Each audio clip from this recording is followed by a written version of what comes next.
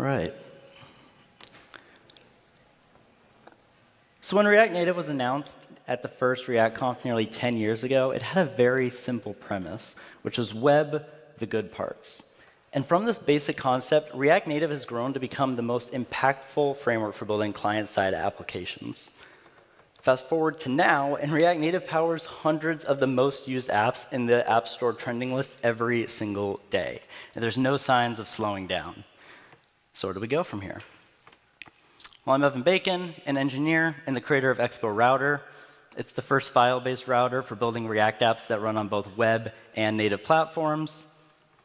By simply creating files in the app directory, Expo Router instantly creates robust navigation for both your native app and website. It uses familiar web APIs such as link and href to move between routes. And it's also a nested routing system, enabling you to organize routes into folders to establish shared UI like tab bars and headers. And it uses native primitives like UI navigation controller on Apple devices to ensure transitions feel truly native to the platform. We actually built the React Conf app with Expo Router, and it feels pretty native. Now, there are many aspects to app development, and Expo Router provides universal solutions to most of them. But all these solutions are primarily targeted at client-side apps. And there's only so much that you can do with the client on its own, as we just saw from Dan's fantastic talk. Things get really interesting when you bring in data fetching and server rendering. From a data perspective, most native apps operate essentially like a single-page website, performing all data fetching and rendering on the client. This means slower performance and substantially less networking.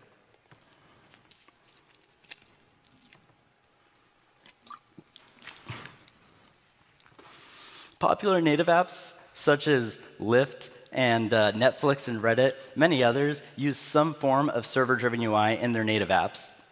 But it's very complicated to configure, and as a result, out of reach for most developers. Now, they do this so they can A/B test and render UIs with high degrees of variation based on all sorts of criteria, such as user type, location, currency, etc. And the approaches all vary in many small ways, but they do share some common architecture, such as JSON as static UI representation. You can think of this as basically the HTML for a custom native application. And we can see a pattern here. The pattern is that server-driven UI is an important feature for building apps, and it's not very accessible for indie developers. So what if we can make server-driven UI available to everyone, but also the most powerful version of it ever imagined? And that's the goal of Expo Router. Now, to do this, we're bringing React Server Components, the most cutting-edge approach to server rendering, to all platforms through Expo Router. And this is a huge undertaking because it will require many refinements across the universal ecosystem, across lots of libraries. Our official implementation of Universal RSC is currently in early development, but I think it's worth sharing an update on the progress we made so far, because it's pretty awesome. And it's actually pretty inspiring to see what this stuff is capable of. So there's a lot to RSC, such as server actions, concurrent routing, flights, payloads, etc. But I just figure it would be easier to show you guys a demo of what's possible. Now, I've been really interested in AI apps lately, but it's historically been pretty hard to build high-powered AI native apps. This is because streaming and server rendering are both critical aspects of working with an LLM. Now, with React Server Components and Expo Router, it's actually really easy to work with AI. So here, I have a ChatGPT-like app, which pings OpenAI via React Server Action and streams down native text from the server. Everything that's returned back is at least partially server rendered. So we can ask it, should native apps be server rendered? And see what the result is. It will stream back something like native apps are typically not server rendered, because this is cutting edge stuff here. Now, the UI consists of a scroll view with some messages and a text input, which pings our server action.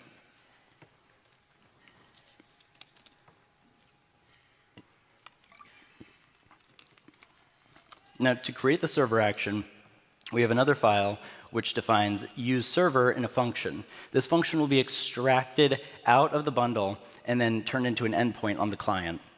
We can render React Native text here instead of a recursive async function using suspense to keep the stream open. Now, one novel aspect of our server system here is that it's multi-platform. So when you make a request or it receives a request from an iOS device, then it renders the iOS version of the server or the Android or the web version of the server. And that's how it knows to render React Native text from iOS or React Native text from React Native Web. So complex bundler magic. Now, let's see. When the client makes a request, an RSC payload is sent back with suspense to keep the stream open. It has the static representation of our root JSX loaded inside of it, a URL to the client code needed for this RSC to load, and then the currently rendered text element. As the stream progresses, more content will be rendered, and React will update the tree with new visuals. And finally, the stream will complete, React will close the connection, and we'll have our mounted element. And this is just one part of a much larger puzzle, but it's super powerful because it means that we can send any arbitrary JavaScript so long as the native bindings are already on our target device. Notice there's no native code being sent here. It's all just JavaScript, which coordinates with code that you ship to the App Store. Think of the native side of this like a browser or a custom browser, which can have custom native views in it. And yeah, this is all just the basics, but it scales up pretty nicely. So we can use this to render any native UI. So let's do something a little bit more exciting. When React Native was first demoed, they showed a truly native movies app. So I thought it could be fun to pull movies into this prototype somehow.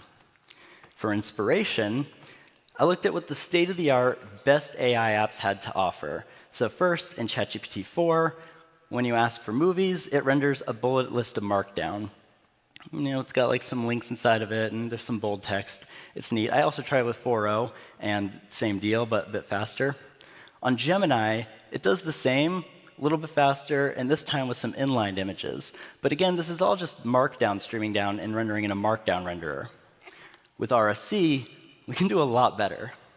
So here, we can match any query to search for movies, ping the movie database, and server render an interactive native movies card with images and UI menus and animations and blurs, all from the iOS system settings. We can search for more actors. We can send that back to the device.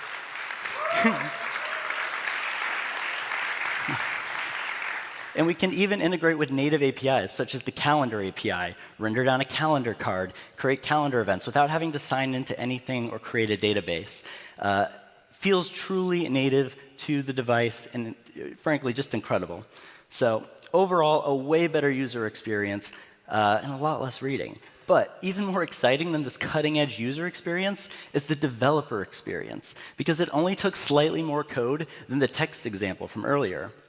Here, we use the suspense boundary to render our skeleton loader, and then we fetch our movies inside of an async function, and we stream them down to the client.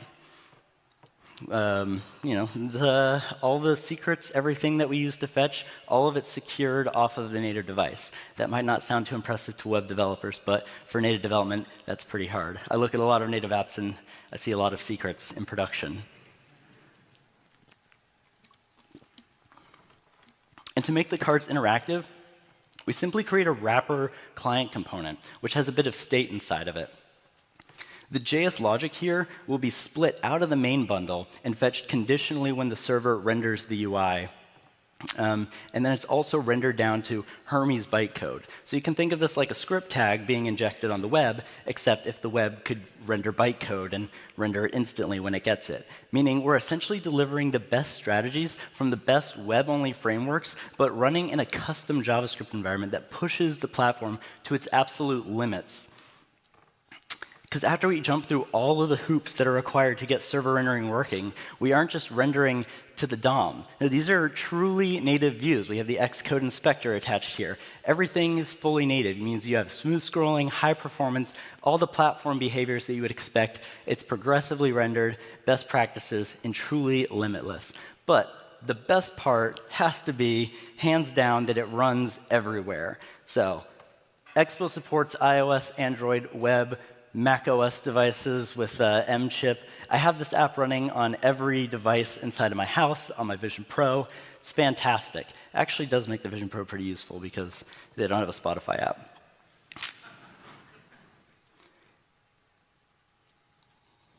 So I can show animations and pre-recordings all day, but I think it would be pretty sweet if I just show you guys the actual demo running on my actual phone right now. So we will give that a shot. I've got my Cybertruck shirt on in case anything goes wrong.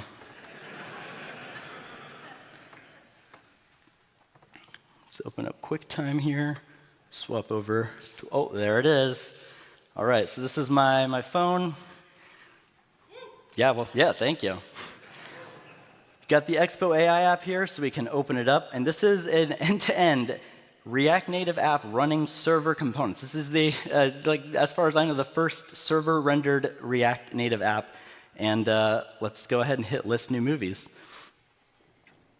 And we got our trending movies here. We can scroll through them, look pretty good. We can long press to see the casting crew. One thing you'll notice is actually when I do that long press, there's going to be a little loading indicator. What that is a server action fetching more data and rendering down more UI menu elements, and then pulling them in. So we can search for an actor, just like we did before. We could maybe select a movie, create an event. Create an event will stream down a calendar card. We could schedule the event. I don't actually need to schedule an event for this, but we can do a lot more than just what I showed earlier. So I love the idea of mixing the server with native querying events. So here we could look up something like, what's Charlie's phone number? And now it's going to stream down a contact card, which can request contact permission and then show me everyone named Charlie on my phone. So here we could select Charlie Cheever. It sends that back up to the AI model. We could say send a message. It will stream down a message sending card right there. We can come in here. It's text input. We can modify it up a little bit. We can hit other or whatever. Like you can send message. If I send the message, it will actually open my messages to Charlie, who's my boss. So we will hold off on that one for now. And you can, oh, here, this one's pretty sweet. OK, so I just had this the other day. We can do, show me some things to do on the Vegas Strip. We're here in Vegas. Now it's going to render down, whoa. Oh, I think the computer just fell asleep. Wow, that was anticlimactic. It will render down a native Apple Maps view after pinging Google Maps, and then we can just slide through all of the locations here.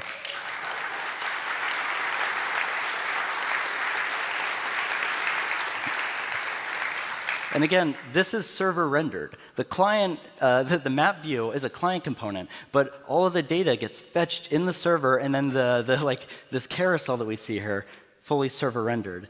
And you just can create these magical experiences with this, which feel incredible, really pushing server components to their limit. We can select this location. We could get the weather for here. We can see the weather. It's pretty hot. It's also European friendly. We can change that to Celsius with a native switch component. We could even book an Uber here. Grab the Uber, request an Uber. And now it's going to order us an Uber over to the Luxor. So much server rendering is possible here because it's not just that it's possible, it's also easy to do. So we're able to just continually throw more and more at it. I mean, it's a magical experience. I love this. So now we're going to go ahead and, let's see, swap back over here. We're on my, and we've got the dev server running here as well. I mean, we could just start the dev server and hit the W key, open it on web. Because if we can run it on native, we can run it on web as well. Say get the weather. I think it's still coded to Austin. It's using like Cloudflare IP. Same deal. We could say, what's the square root of 4 or something?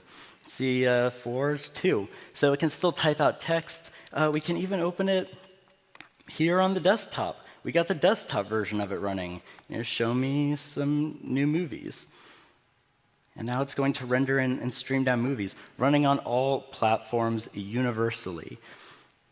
Server components are pretty powerful. So let's swap back over here. And by the way, It's pretty sweet that that just worked. First try.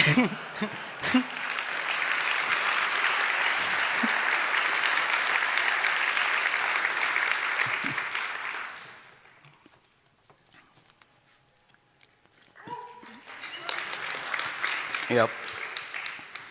So that's what it looks like when we take the modern state of server rendering and AI and bring them universally to every single platform, seamlessly gliding between server and client in a fully typed file-based framework. We only have to configure APIs for a single platform, which is the server, and it works better than ever before to build things that work across different platforms. Waterfalls and parallel requests are all handled for us automatically, because this isn't just some random server rendering system I stood up for native. This is React server components running on native. It's like the best that there is right now. Static client code is automatically removed from the bundle. We SSG the RSC, we put it inside, that's a lot of acronyms, we put it inside the iPhone. If I were to load that in airplane mode, it opens up instantly because it has anything that fails is tied to a network request in offline mode. So it still feels like a native app when we use it. The secrets are all secured on the server. We're using Hermes Bike. There's just tons and tons of new benefits, too many to get into. And it really just redefines what's possible on our mobile devices and enables new types of apps to be built in record amount of time. So I'm extremely excited about this. Now, everything that I just showed you, that app, is an Expo SDK 51 apps. That's out today with React 19 and new architecture. The parts that are still work in progress are going to be the concurrent router, the server actions, the server render part. And we move fast, we can have that out later this year. So we'll have maybe all the pieces, or maybe sometime next year, I don't know. So consider this an RFC. Is server rendering something that you want to see on native? I believe so. I love using this. There's just never been a developer experience quite like this before in native development. It feels like web development in the most important ways. Like the most important pieces are written once and shared across platforms. So I'm a huge fan. And of course, I'm always looking for people, talented engineers for my team. So if you're interested in ushering in the future of app development, reach out on Twitter. I'm at BaconBricks. I'm Evan Bacon, and this has been Universal Server Components and Expo Router. Thanks.